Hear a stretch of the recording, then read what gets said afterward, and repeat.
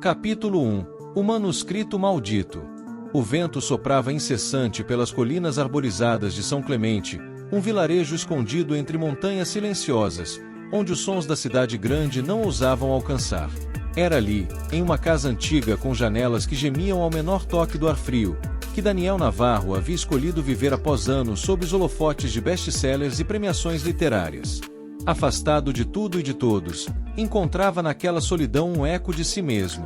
Os livros que uma vez escrevera com fúria criativa, agora jaziam empoeirados nas estantes, enquanto o cursor piscando na tela branca parecia zombar de sua mente paralisada. Há 2 anos não publicava nada. Desde o acidente que tirara a vida de sua irmã Melissa, Daniel mergulhara em um luto tão profundo que as palavras lhe escapavam. A pressão do público e de sua editora, Helena Vasconcelos, havia se tornado insuportável. Contudo, naquela madrugada chuvosa, algo mudou. Como se uma presença invisível sussurrasse em seu ouvido, as palavras começaram a fluir. A história que nascia de seus dedos falava sobre um assassino meticuloso que deixava rosas negras ao lado de suas vítimas. Mulheres solitárias, todas encontradas com os olhos costurados e um bilhete com um único verso de poesia. Um detalhe sombrio, mas cativante. Daniel escreveu por horas, tomado por uma energia que há muito não sentia. Quando terminou o primeiro capítulo, o sol já ameaçava nascer por trás das montanhas enevoadas. Na semana seguinte, uma notícia interrompeu sua rotina silenciosa. Uma mulher havia sido encontrada morta em um apartamento no centro da cidade de Campo Norte, a cerca de 50 quilômetros dali. A vítima, uma professora de literatura aposentada, fora encontrada com os olhos costurados e uma rosa negra ao lado do corpo. O bilhete deixado sobre sua mesa citava um verso quase idêntico ao que Daniel escrevera. A princípio, ele acreditou tratar-se de coincidência. As características do crime, embora bizarras, poderiam ter sido inspiradas em qualquer obra de terror ou filme antigo. Mas havia algo mais. O nome da vítima era o mesmo da personagem de seu primeiro capítulo, Amélia Borges. Um nome escolhido aleatoriamente enquanto tomava café naquela madrugada. O sangue de Daniel gelou. Releu o trecho várias vezes, tentando encontrar alguma explicação lógica. Talvez tivesse lido algo semelhante nos jornais anteriormente e, inconscientemente, incorporado à narrativa. Mas Amélia Borges não era uma figura pública. E a coincidência era precisa demais. Com as mãos trêmulas, ligou para Helena. Ela escutou, entre o cético e o preocupado, enquanto Daniel relatava cada detalhe. A editora tentou acalmá-lo, sugerindo que ele estivesse projetando fantasias em cima de uma tragédia real. Disse-lhe que descansasse e parasse de acompanhar notícias policiais. Mas Daniel não conseguiu. Nos dias seguintes, passou a vigiar os portais de notícia como um viciado. Criou alertas de palavras-chave, anotou nomes e padrões. Escreveu mais 2 capítulos, tentando forçar sua mente a desviar-se dos detalhes sinistros, mas os crimes continuaram. Uma segunda mulher foi encontrada morta. Outra rosa negra. Outro verso de poesia. Outro nome retirado diretamente de suas páginas. Dessa vez, Daniel não procurou Helena. Em vez disso, vasculhou seus próprios arquivos. Comparou datas, nomes, locais. Quanto mais investigava, mais claro se tornava. Os assassinatos seguiam seu livro com exatidão. Detalhes não divulgados na imprensa, mas que estavam no texto. Ele não havia publicado nada ainda. Ninguém, exceto ele, deveria conhecer os próximos passos da história. E ainda assim, estavam sendo realizados com uma precisão perturbadora. A paranoia começou a se instalar. Daniel passou a suspeitar de todos ao redor. O carteiro que sempre parecia saber mais do que deveria. O zelador que rondava sua casa mesmo sem necessidade. Até mesmo Helena, que lera algumas páginas iniciais meses antes, tornou-se motivo de desconfiança. Mas o medo maior era outro. Naquela noite, diante da lareira, Daniel sentou-se com o manuscrito nas mãos. Lembrou-se de algo que escrevera anos antes, em uma entrevista para um jornal literário. As palavras têm poder. Talvez mais do que imaginamos. Na época, era apenas uma metáfora poética. Agora, soava como um presságio sombrio. A pergunta que o atormentava não era mais quem estava cometendo os assassinatos, mas algo mais inquietante. Será que, de alguma forma, ele os havia invocado? O silêncio da casa foi interrompido por um som seco no andar de cima. Um rangido lento, como de madeira sendo pisada. Daniel congelou. A casa era antiga, e os ruídos não eram incomuns. Mas naquela noite, algo no ar parecia diferente. Levantou-se devagar, apertando o manuscrito contra o peito, como se pudesse protegê-lo, ou talvez contê-lo. Na escada, o barulho cessou. Daniel olhou para o alto, onde a escuridão parecia mais densa. Sentiu o coração acelerar. Havia algo, ou alguém, ali. E então percebeu, o próximo capítulo já estava escrito. Sabia quem seria a próxima vítima. Sabia como seria morta. Mas não conseguia lembrar quem ele havia escolhido. Daniel corre para reler o que escreveu, tentando lembrar quem será a próxima vítima, e percebe, com horror, que o nome descrito é familiar demais. Capítulo 2. O nome esquecido. A madrugada avançava sem clemência, trazendo consigo o uivo do vento que batia contra as janelas e a dança frenética dos galhos das árvores no quintal. A casa, mergulhada em penumbra, parecia respirar junto com Daniel, que descia as escadas em passos acelerados, como se fugisse de algo invisível que o seguia. Na mão direita, ainda segurava o manuscrito, agora amassado, com marcas de suor nos cantos das folhas. Seu rosto, pálido sob a luz fraca da luminária da sala, refletia uma mistura de medo e confusão. Ele precisava saber. Precisava descobrir quem seria a próxima vítima antes que fosse tarde demais. Jogou os papéis sobre a mesa de centro, espalhando-os com violência. As páginas se abriram como asas aflitas, revelando trechos da história que ele mesmo mal lembrava de ter escrito. O fluxo criativo daquela noite fatídica parecia ter vindo de uma fonte estranha, quase inconsciente.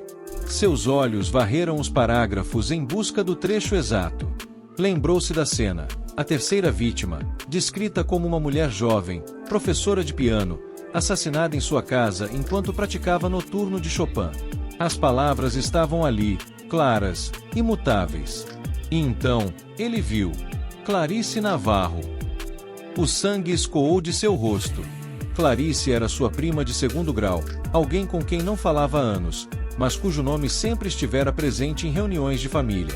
Era uma coincidência impossível de ignorar. Daniel sentiu as pernas falharem e caiu no sofá, ofegante. Havia escolhido esse nome aleatoriamente. Ou sua mente, mergulhada em dor e culpa, começava a resgatar rostos do passado para alimentar a narrativa mórbida que agora ganhava vida. Tentou lembrar-se da última vez que vira Clarice. Fora no velório de Melissa.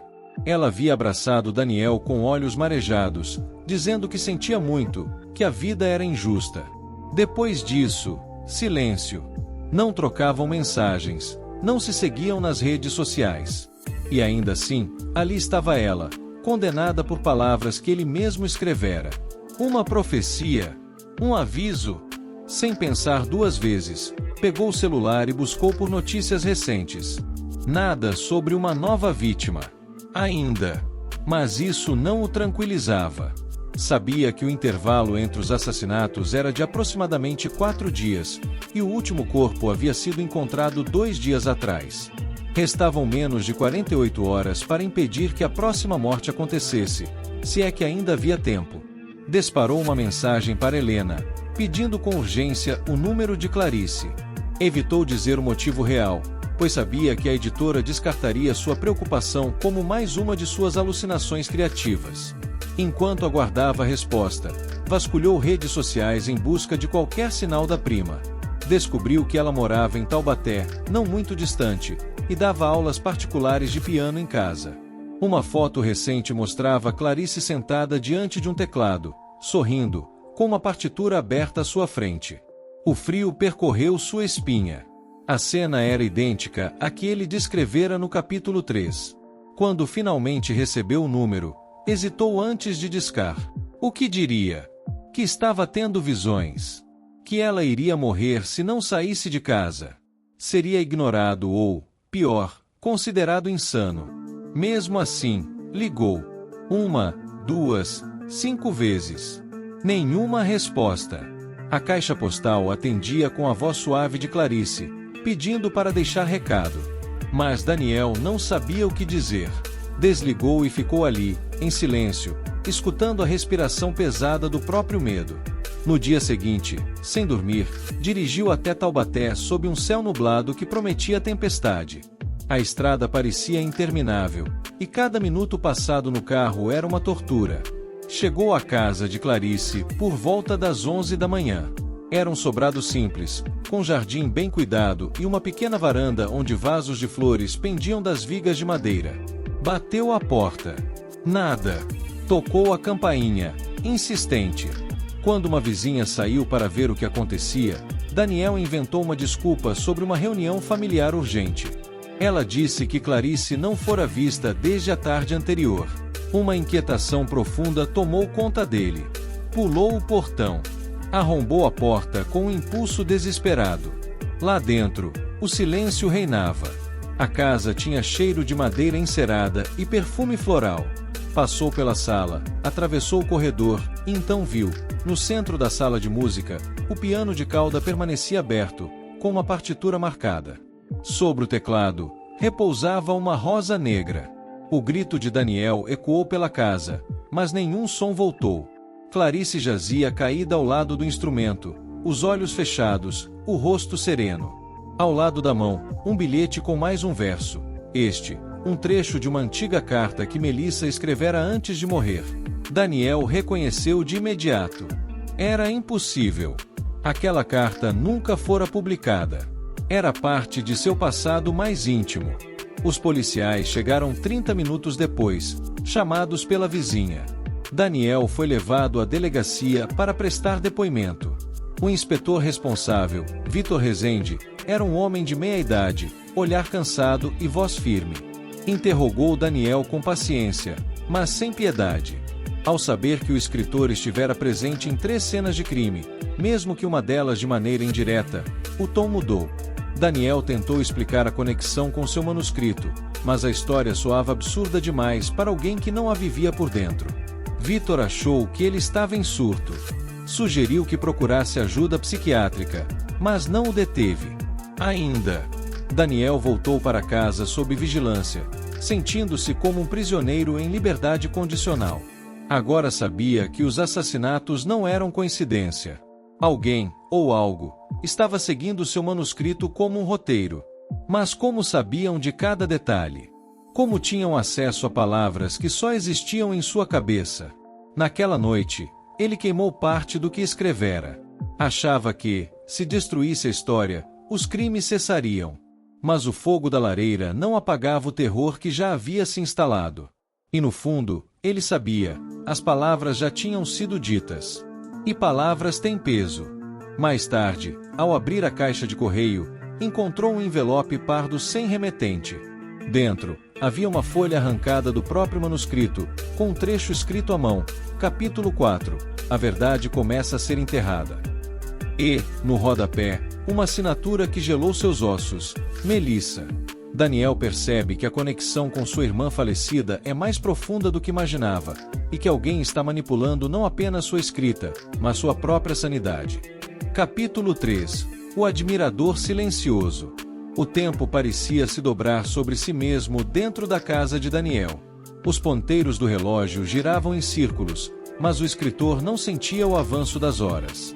A atmosfera era densa, impregnada de lembranças, paranoia e uma crescente sensação de que estava sendo observado.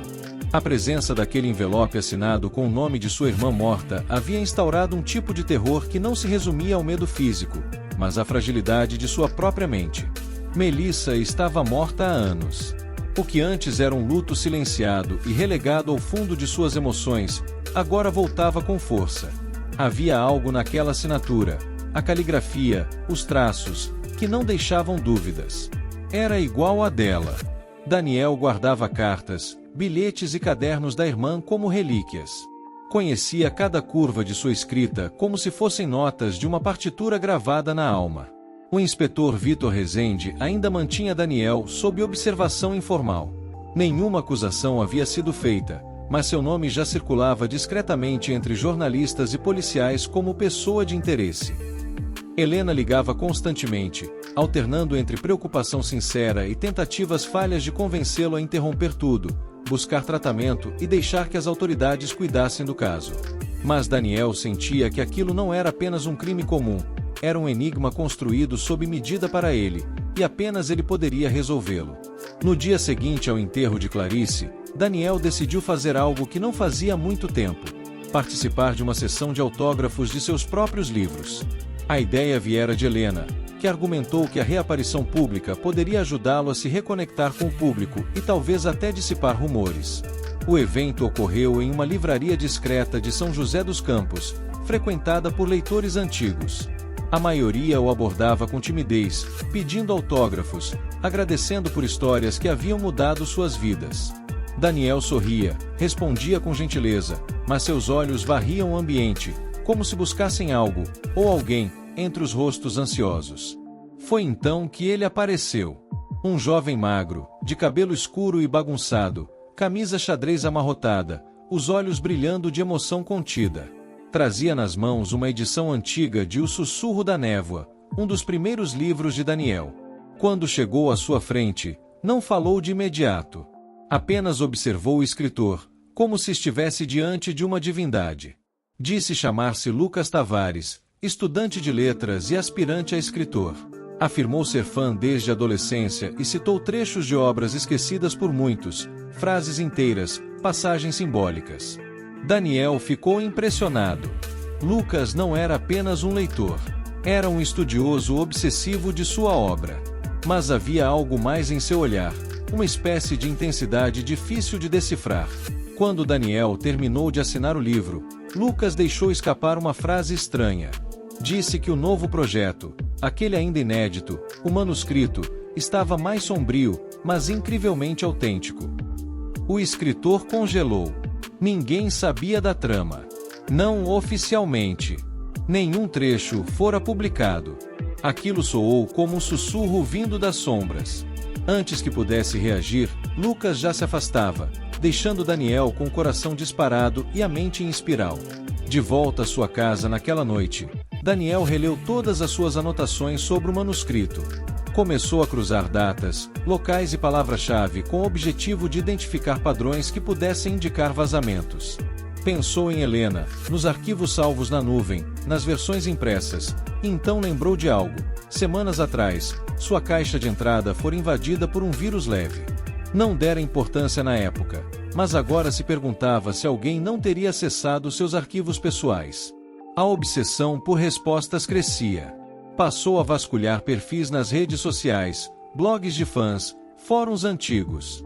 Encontrou, entre os comentários de um fórum obscuro sobre literatura de suspense, um usuário com pseudônimo Melissa Viva, que postava trechos idênticos aos do manuscrito de Daniel, comentando os assassinatos como se fossem parte de uma história interativa. Os posts eram recentes. E mais assustador, um dos comentários mencionava o nome da próxima vítima, algo que Daniel acabará de escrever naquela mesma madrugada, mas jamais havia compartilhado. Daniel suava frio. Não estava mais lidando apenas com coincidências. Alguém tinha acesso à sua mente criativa, às suas palavras antes mesmo de serem lidas por outros olhos. E esse alguém estava brincando com ele, usando seu trauma mais profundo, o nome de Melissa, como chave emocional para dobrar sua sanidade. Sentindo-se encurralado, marcou um encontro com Vitor Rezende no dia seguinte. Desta vez, levou provas. Mostrou os posts, apontou as datas, sugeriu que rastreassem o IP do usuário. Rezende ouviu tudo com um misto de ceticismo e preocupação. Disse que tentaria algo com os peritos da delegacia, mas alertou que, sem uma vítima real vinculada a esses novos dados, pouco poderia fazer de imediato. Mas uma vítima já estava escrita. E seria encontrada em breve. Naquela noite, Daniel recebeu uma nova correspondência. Um envelope pequeno, marrom, sem remetente. Dentro, uma única fotografia em preto e branco. Mostrava ele mesmo, dormindo, em sua sala, com o manuscrito ao lado. No canto inferior da imagem, uma frase escrita com tinta vermelha: "Você escreve. Eu executo." Daniel descobre que alguém o observa de perto, acessa seus textos antes de serem publicados, e assume para si o papel de executor dos crimes. A obsessão toma forma, e o jogo se revela mais pessoal do que nunca. Uma nova morte acontece, e desta vez, Daniel percebe que o assassino está manipulando não apenas os crimes, mas também o rumo da história que ele acreditava controlar. Capítulo 4 – O Autor das Sombras. O amanhecer chegou coberto por uma névoa espessa, como se o mundo lá fora estivesse tentando esconder os próximos acontecimentos de olhos mortais. Daniel mal havia dormido. A imagem em preto e branco que segurava nas mãos, sua própria figura adormecida, capturada sem seu conhecimento, era agora uma cicatriz visual que insistia em se repetir em sua mente. O bilhete escrito com tinta vermelha ainda pulsava diante de seus olhos como uma ferida aberta. Você escreve: eu executo. A paranoia deixará de ser um pressentimento para se tornar certeza. Alguém o vigiava, e esse alguém conhecia os caminhos de sua casa, seus horários, sua mente. Mas o mais angustiante era saber que, talvez, também conhecesse seus medos mais profundos. A pessoa por trás daqueles crimes não era apenas um leitor qualquer. Era alguém que queria se colocar ao lado de Daniel, ou acima dele, como coautor da história mais sombria que ele jamais escrevera. Sem coragem de ficar na casa por mais tempo, Daniel dirigiu sem rumo até parar em um café de esquina no centro da cidade. Sentou-se no fundo do salão, observando o movimento pela janela, os olhos atentos a qualquer rosto conhecido. Puxou o laptop, conectou-se ao Wi-Fi e digitou o endereço do fórum onde encontrar os comentários de Melissa Viva. O perfil ainda estava ativo. Havia uma nova postagem. O título dizia apenas: próximo capítulo, lançamento ao vivo em 24 horas. A mensagem era um poema curto, enigmático, falando sobre um corpo flutuando nas águas escuras, olhos abertos para o céu, os dedos rígidos como penas molhadas. E, no rodapé, mais um nome, desta vez, alguém que Daniel não reconheceu de imediato: Juliana Camargo. Procurou rapidamente por ela. Não foi difícil encontrar. Uma repórter cultural, apresentadora de um podcast literário que havia feito uma crítica mordaz ao último livro de Daniel antes de seu recesso criativo. A matéria estava arquivada em sites de notícias literárias, intitulada A Decadência de um Mestre do Suspense. O escritor sentiu uma raiva antiga se acender dentro de si, mas logo foi substituída por algo mais profundo: medo. O assassino agora parecia estar escolhendo suas vítimas não apenas com base no texto do manuscrito, mas também nas conexões pessoais, desafetos, lembranças distorcidas, passagens mal resolvidas. Era como se ele estivesse reescrevendo a vida de Daniel com sangue e metáforas. Correu até a delegacia, exigindo falar com o inspetor Rezende. Levou o laptop, mostrou a nova postagem, explicou quem era Juliana. Vitor, já envolvido o suficiente para não ignorar mais, ordenou que a jornalista fosse colocada sob proteção policial. Mas a burocracia era lenta. O processo exigia justificativas formais. Enquanto as engrenagens da lei giravam com lentidão, o relógio do assassino já corria. Daniel, impulsivo, decidiu encontrá-la por conta própria. Localizou o estúdio do podcast e esperou por horas do lado de fora. Quando finalmente viu Juliana sair, abordou-a de forma abrupta. Ela o reconheceu de imediato e, desconfiada, quis manter distância. Daniel, trêmulo, tentava explicar que sua vida e a dela estavam conectadas por algo terrível, mas a jornalista o julgava insano. Apenas quando ele mostrou o trecho do fórum mencionando seu nome, a expressão dela mudou. Juliana, ainda resistente, concordou em ir até uma cafeteria próxima, onde poderiam conversar em segurança. Daniel contou tudo. Desde o início. O livro, os crimes, os bilhetes, Lucas. A certa altura, a mulher parou de tomar o café. Seus olhos estavam fixos em algo atrás de Daniel. Ele se virou, devagar. Lucas Tavares. Lá estava ele, sentado a poucos metros de distância, observando os dois com olhos vidrados e um sorriso contido. Quando seus olhares se cruzaram, Lucas se levantou e caminhou calmamente até a saída. Não disse nada. Apenas deixou algo cair sobre a mesa de Daniel, uma folha rasgada de papel, datilografada, com uma frase. Juliana será o ponto de virada. Ela desenterra aquilo que o autor tentou enterrar. Daniel correu até a porta, mas Lucas já havia desaparecido na multidão. De volta à mesa, Juliana estava pálida. Disse que não sabia do que se tratava, mas havia algo, uma matéria que nunca publicara. Algo que envolvia Melissa. Agora, as peças começavam a se encaixar de forma sombria. Segundo Juliana, nos dias que antecederam sua morte, Melissa havia procurado o podcast com um pedido inusitado. Queria relatar o lado obscuro da mente do irmão. Dizia que Daniel vivia obcecado com a ideia de que suas histórias tinham poder de moldar o mundo real.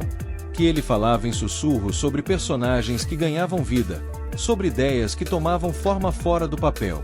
Juliana não levará a sério na época, mas o tom de Melissa fora quase de confissão. O áudio da conversa jamais fora ao ar, mas Juliana ainda o possuía, guardado em um HD antigo. Daniel pediu para ouvir. A voz da irmã, frágil, ecoou no pequeno gravador de mão como um fantasma ressuscitado. Falava com calma, mas com medo. Dizia que havia algo errado com os livros de Daniel, que certos trechos pareciam se manifestar de forma real. E, por fim, sussurrava: se um dia eu desaparecer, saiba que ele me escreveu. Daniel sentiu o chão desaparecer. Não era apenas sobre os assassinatos. Era sobre o passado.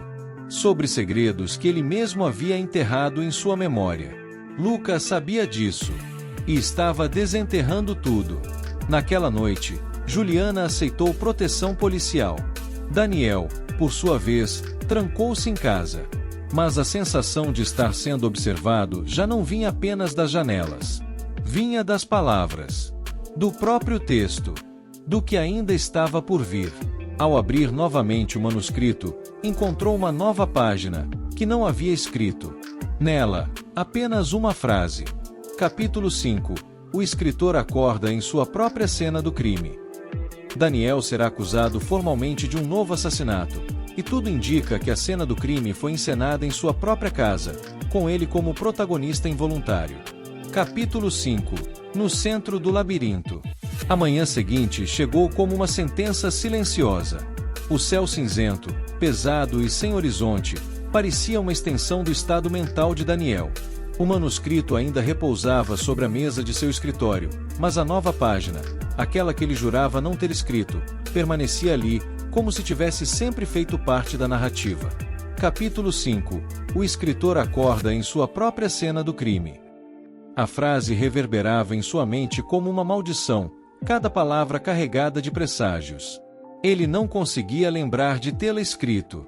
Seus dedos não reconheciam aquela criação. Mas a fonte, o papel, até mesmo o tom do texto, tudo era fiel ao seu estilo. Era como se alguém tivesse se infiltrado não apenas em sua casa, mas em sua identidade. Tentando se convencer de que tudo podia ser fruto de uma mente exausta, Daniel se trancou no quarto para dormir por algumas horas. Não demorou muito. Um ruído seco vindo do andar de baixo o despertou em sobressalto. O relógio marcava 4h26 da manhã. O silêncio da casa, novamente, parecia carregado de intenções ocultas. Pegou um abajur como arma improvisada e desceu cauteloso, os passos abafados pelo tapete do corredor. Nada parecia fora do lugar, à primeira vista. Mas ao passar pela sala de estar, notou um detalhe que congelou seu sangue. Uma trilha de pétalas negras, espalhadas em curva, levando até a biblioteca, a parte mais antiga e isolada da casa. Aproximou-se com cautela, e ao empurrar a porta, o horror o paralisou.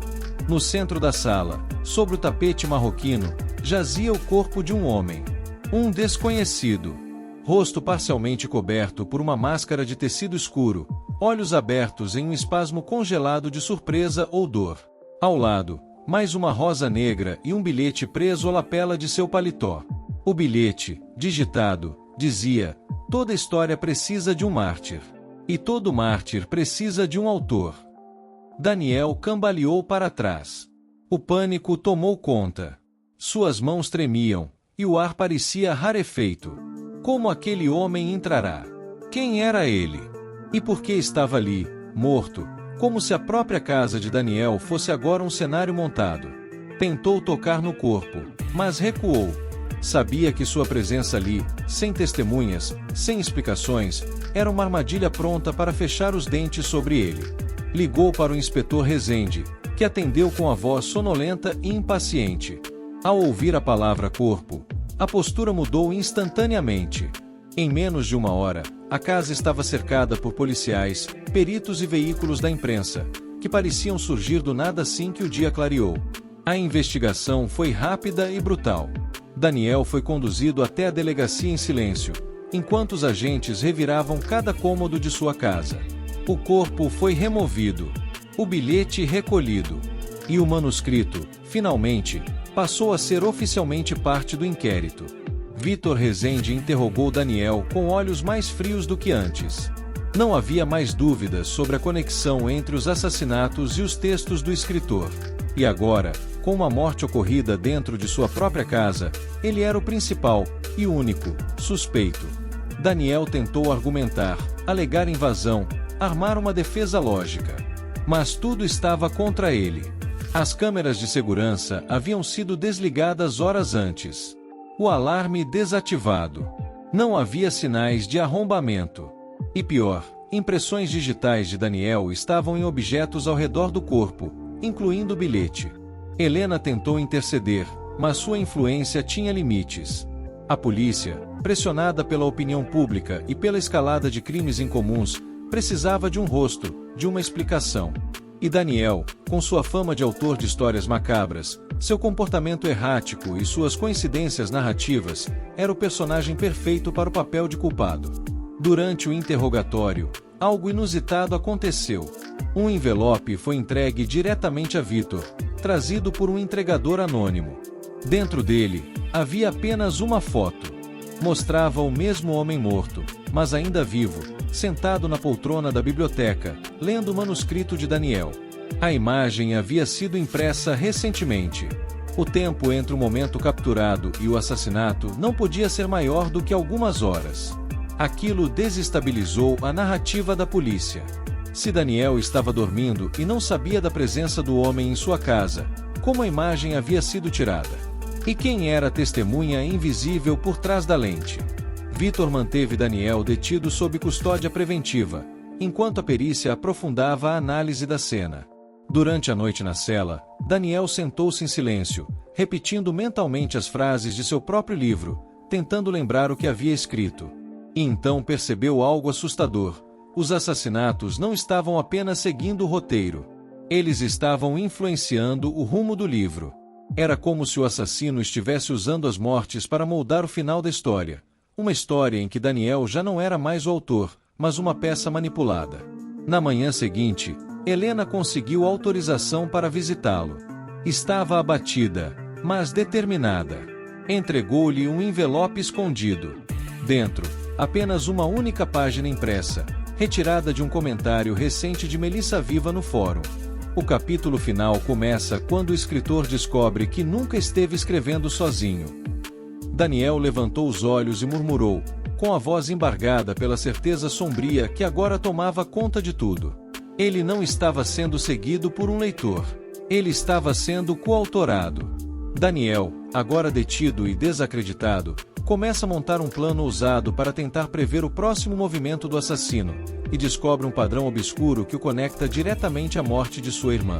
Capítulo 6. A última carta de Melissa. O som das grades se fechando atrás de si não causou em Daniel o impacto que imaginara. Na verdade, parecia apenas mais um capítulo, um dos muitos que alguém, em algum lugar, já havia escrito para ele.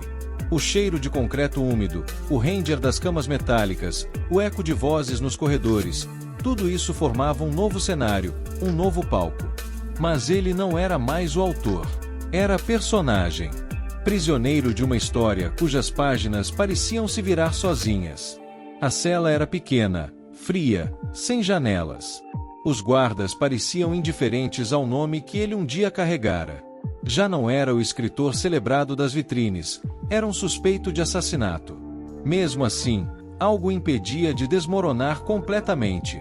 O envelope entregue por Helena, com a mensagem criptografada de Melissa Viva, o mantinha acordado. O capítulo final começa quando o escritor descobre que nunca esteve escrevendo sozinho. Aquela frase ecoava na mente como uma chave girando lentamente em uma fechadura antiga. E se tudo aquilo, os crimes, o manuscrito, o retorno de Lucas, não fosse apenas sobre mortes? E se fosse sobre memória? Durante a madrugada, Daniel foi acordado por um guarda, que o levou a uma sala de visitas improvisada. Do outro lado da divisória de vidro, Helena o aguardava com expressão tensa. Trazia em mãos uma pasta cheia de papéis e um pendrive. Disse que conseguirá, com a ajuda de contatos antigos, acesso a documentos antigos da investigação sobre a morte de Melissa, que, até aquele momento, todos haviam considerado um acidente. Helena explicou que, dias antes da morte da irmã, Melissa havia feito uma denúncia anônima para uma antiga editora onde Daniel trabalhava. A denúncia falava sobre manipulação, controle psicológico e algo que ela chamava de transmigração narrativa. Um termo estranho, mas que Melissa usava para descrever uma teoria bizarra, que certas histórias, se escritas sob determinadas emoções, poderiam vazar para o mundo real, como se ganhassem vida própria. Melissa afirmava que Daniel possuía essa habilidade, mas que não tinha consciência do que fazia. E que, se continuasse a escrever, poderia causar danos irreversíveis, não só a outras pessoas, mas a ele mesmo. A denúncia foi arquivada. E 3 semanas depois, Melissa apareceu morta, afogada em um lago próximo à antiga casa dos pais. A perícia concluiu que se tratava de suicídio. Mas havia algo novo. Um dos documentos mostrava que, no mesmo dia da morte, Lucas Tavares havia sido fichado por invasão de propriedade naquela mesma região. O caso nunca fora associado à morte de Melissa. A ficha era discreta, quase invisível. Mas estava lá. Daniel ficou em choque. Aquilo explicava o inexplicável. Lucas estivera presente na noite em que sua irmã morrera. Ele sabia de algo. Ou pior, ele estava envolvido. Com o pendrive entregue por Helena, Daniel acessou, no computador da delegacia, mais registros dos fóruns onde Melissa Viva postava. Com a ajuda de um policial simpático à sua causa, conseguiu rastrear trechos dos comentários com base em padrões de linguagem. Descobriu que o mesmo estilo textual, a mesma estrutura, os mesmos vícios linguísticos, apareciam em posts antigos de um blog literário chamado Sombras da Pena, desativado havia mais de 6 anos. O autor, um jovem escritor iniciante chamado Lucas Tavares. Lucas era Melissa Viva. Ele vinha construindo essa narrativa há muito mais tempo do que Daniel imaginava. Não se tratava apenas de um fã obcecado. Era um arquiteto silencioso, um dramaturgo invisível que vinha escrevendo paralelamente a vida de Daniel. E, mais do que isso, escrevendo Melissa. O golpe final veio com um novo envelope, entregue à delegacia e endereçado diretamente a Daniel. Sem remetente. Dentro, havia uma carta manuscrita. O papel estava amarelado pelo tempo. A letra, inconfundível, era de Melissa. Mas o conteúdo era um misto de confissão, aviso e despedida. Na carta, Melissa dizia que se sentia parte de algo que não compreendia, como se suas ações e pensamentos não lhe pertencessem mais. Relatava ter sonhos estranhos, como se estivesse vivendo cenas escritas por outra pessoa. Dizia que Daniel precisava parar de escrever, pois estava abrindo portais demais. E, no final, confessava que havia conhecido alguém que parecia entender tudo aquilo, um rapaz mais novo, inteligente e silencioso. Alguém que prometera ajudá-la a sair da história. O nome dela nunca foi dito. Mas agora, Daniel sabia.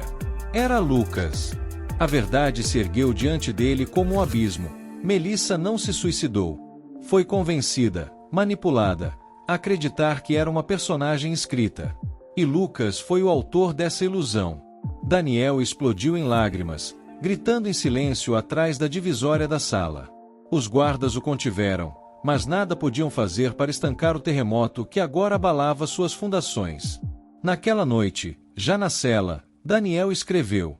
Pela primeira vez em semanas, sentou-se diante de uma folha de papel e escreveu com o coração dilacerado. Mas não era um novo capítulo do manuscrito. Era uma mensagem. Uma isca. Descreveu, em palavras meticulosamente escolhidas, a próxima cena do livro. Um local específico. Uma nova vítima. Um detalhe que apenas ele e o assassino saberiam reconhecer. Sabia que Lucas continuava lendo. Que esperava o próximo passo. Que queria ver o desfecho. Daniel estava prestes a dar isso a ele. Mas, desta vez, o escritor escreveria não para ser seguido, mas para capturar quem vinha seguindo. Daniel descobre que Lucas estava envolvido na morte de Melissa e que vinha construindo toda a sequência de crimes como parte de uma narrativa paralela. Agora, o escritor decide tomar de volta o controle da história, usando as palavras como armadilha. Daniel prepara a armadilha literária, e Lucas, acreditando estar no comando, morde a isca. A caçada vai começar, e o jogo se inverterá. Capítulo 7. Sangue sobre o papel. As palavras, agora mais do que nunca, tinham peso.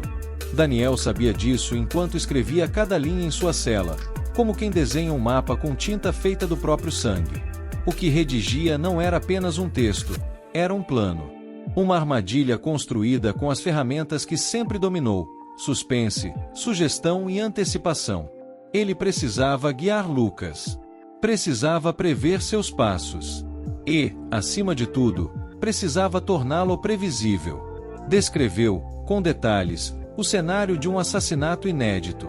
Um galpão abandonado às margens da rodovia BR-394, onde uma figura desconhecida, fictícia, seria sacrificada como parte de um ritual de encerramento.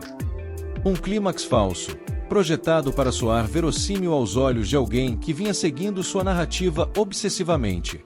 Incluiu pistas cifradas, referências a obras antigas, e até mesmo o nome, Raul, personagem descartado de um romance jamais publicado. Daniel sabia que Lucas, ao ler aquilo, entenderia. E, mais importante, acreditaria. O bilhete foi entregue de maneira sutil, por meio de um jornalista que visitava a prisão para escrever um artigo sobre o caso. Daniel sugeriu que a carta fosse postada no mesmo fórum onde Melissa Viva costumava escrever, como um desabafo do autor caído. Em poucas horas, o post estava no ar, com milhares de visualizações. Era o que bastava. Naquela noite, sob vigilância reforçada, Daniel foi visitado novamente por Helena. Ela trouxera consigo o inspetor Rezende. A princípio, o policial recusava-se a colaborar com o plano, chamando-o de teatro literário perigoso. Mas Helena o convenceu: ou usariam o talento de Daniel como isca ou continuariam esperando mais corpos surgirem. Rezende, relutante, cedeu. E assim, Daniel foi libertado sob monitoramento secreto, com agentes à paisana acompanhando seus passos. Ele conduziria a última cena, com a esperança de que o final estivesse, finalmente, sob seu comando. Na madrugada de sábado, Daniel dirigiu até o galpão mencionado na carta. O lugar era real. Abandonado há anos, cercado por árvores secas e placas enferrujadas, parecia saído diretamente de um de seus livros antigos. A chuva fina que caía emprestava à cena um tom de tragédia anunciada. No interior do galpão, Daniel seguiu o roteiro. Espalhou páginas falsas do manuscrito ao redor de um manequim vestido com roupas ensanguentadas, encenando um crime que nunca acontecerá. Acendeu velas, preparou a cena como um diretor preparando o clímax de sua peça. E então, esperou. Por quase uma hora, apenas o som da chuva e o vento entre as frestas preenchiam o ambiente. Mas, às 3h17, ele ouviu passos. Firmes, cuidadosos, precisos. Lucas surgiu das sombras como se sempre pertencesse àquele lugar. Usava luvas pretas, casaco escuro e carregava uma pequena câmera. Não demonstrava surpresa ao ver Daniel. Ao contrário, parecia satisfeito. Olhos brilhando como os de um ator que finalmente encontra seu palco. Disse que soubera que Daniel entenderia. Que ele, mais do que ninguém, saberia construir o final perfeito. Mas que agora era a hora de encerrar a história de forma definitiva. E que, para isso, o autor original precisava ser silenciado. Daniel não respondeu. Estava concentrado. Sabia que tudo dependia dos próximos segundos. Enquanto Lucas se aproximava, Daniel recuava lentamente, guiando-o para o centro da encenação. Quando o assassino chegou ao altar improvisado, abaixou-se para examinar o corpo. Foi o suficiente. Agentes da polícia, escondidos entre as estruturas de concreto, emergiram com precisão. O local foi iluminado com lanternas, sirenes abafadas e gritos de mãos ao alto. Lucas congelou. Pela primeira vez, a ilusão se quebrou. Não lutou. Nem sequer tentou fugir. Apenas olhou para Daniel e disse, com a voz calma de quem lê um trecho conhecido, eu só estava continuando o que ela começou. Na delegacia, Lucas confessou. Relatou cada crime com detalhes assombrosos, narrando como se contasse capítulos de um livro que escrevia há anos, um livro em que Daniel era o protagonista involuntário. Disse que conhecera Melissa em um seminário sobre literatura e que ela compartilhara com ele suas inquietações sobre o irmão. Aos poucos, convenceu-a de que era uma personagem aprisionada. E ela acreditou. Tanto, que escolheu sair da história. Lucas, por sua vez, decidiu entrar nela. Ao ser questionado sobre o porquê dos assassinatos, ele respondeu, quis mostrar ao autor como é ser lido. Como é ser moldado pelas palavras dos outros. Eu queria que ele sentisse o poder que tem. Daniel não falou mais nada. Apenas observou. Não havia mais raiva. Apenas o vazio de quem entende que não se trata de justiça, mas de sobrevivência. Nos dias seguintes, Daniel retornou à sua casa. Silenciosa, como sempre fora. Mas agora, cada objeto parecia ter recuperado sua posição no mundo. Nenhuma pétala de rosa. Nenhum bilhete. Apenas o som do vento pelas árvores, como no tempo em que Melissa ainda vivia. Sentou-se diante do computador, não para escrever, mas para ler. Leu suas próprias palavras, seus próprios livros, como se fossem de outro autor. E, pela primeira vez, entendeu o que Lucas quis dizer. As histórias moldam. As palavras constroem labirintos. Mas há sempre uma saída. Só é preciso saber onde olhar. Daniel engana Lucas com um plano literário, leva o assassino até uma armadilha e presencia sua prisão. Descobre que toda a trama era, para Lucas, uma forma de ensinar o escritor o peso real de suas palavras. Com Lucas preso e os crimes solucionados, Daniel precisa encarar seu futuro e decidir se voltará a escrever ou se abandonará as palavras de vez. Capítulo 8. Silêncio entre as linhas. As semanas que se seguiram à prisão de Lucas Tavares foram vividas como se o tempo houvesse desacelerado. A cidade, antes inquieta com os rumores dos assassinatos, finalmente encontrou sossego. As manchetes cessaram, os fóruns foram silenciados, e o perfil Melissa Viva desapareceu sem deixar rastro. Mas dentro de Daniel Navarro, o silêncio não era sinônimo de paz. Era um tipo diferente de ruído. Um eco interno que repetia, vez após vez, cada palavra que ele já escrevera. Pela primeira vez em décadas, ele teve medo de suas ideias. Medo de seus pensamentos. Medo da própria voz interior. Lucas havia confessado tudo. Cada detalhe dos crimes, cada manipulação. Diante da perícia, ficou provado que Daniel jamais esteve presente nas mortes, e sua inocência foi oficialmente reconhecida. Ainda assim, o escritor não sentia alívio. A verdade era que ele também havia sido coautor, não dos atos, mas do ambiente, da mitologia, da atmosfera que deu forma ao monstro. A última carta de Melissa não saía de sua cabeça. As palavras da irmã, perdidas no tempo, agora ganhavam outro significado. Talvez ela não quisesse apenas alertá-lo. Talvez quisesse libertá-lo. Mostrar-lhe que escrever era mais do que criar, era tocar. E que, quando se toca demais, pode se ferir. Helena o visitava com frequência. A editora insistia que ele voltasse a escrever. Os leitores aguardavam. As livrarias já preparavam relançamentos com novas capas. Os produtores de cinema rondavam como abutres famintos, desejando transformar a tragédia em espetáculo. Mas Daniel recusava. Passava os dias caminhando pelas trilhas do bosque atrás de sua casa, onde a vegetação voltava a crescer sem pressa. Observava o fluxo da vida como um espectador silencioso.